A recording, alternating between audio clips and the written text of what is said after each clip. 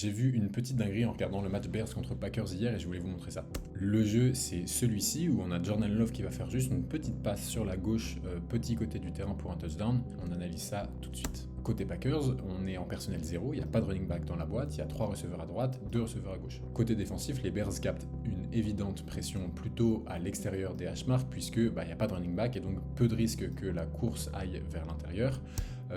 C'est la raison pour laquelle il n'y a pas de tech 0, pas de tech 1 et que les linebackers sont particulièrement écartés. On a une formation ici en triangle mais 3 contre 3 ici et 3 contre 2 ici. Donc on peut se dire que quoi qu'il arrive, le match-up est forcément plus avantageux ici puisqu'on est 3 contre 3 et ici on est en 3 contre 2 donc il y a quand même peu de chances que ça vienne de ce côté-là. Et malgré tout, dès le début du jeu, on a Jordan Love qui ne regarde que du côté gauche. Ce qui se passe c'est qu'on est en red zone. La défense a donc peur de se faire avoir verticalement.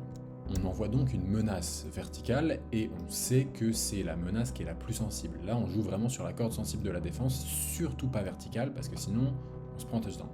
Et c'est la raison pour laquelle ce receveur-là va attirer 2 défenseurs pour lui tout seul. Alors qu'ils étaient en 3 contre 2 initialement, ils se retrouvent en 2 contre 1 ici et 1 contre 1 là. Sauf que ce 1 contre 1 ici en particulier, c'est un receveur contre un linebacker, pas un DB. Et ça, c'est un match-up qui est très positif pour l'attaque, simplement parce que les linebackers sont pas formés pour suivre un receveur en tracé. D'autant moins un tracé avec un double move comme celui-ci, où le linebacker il reste les pieds plantés là et il se fait avoir.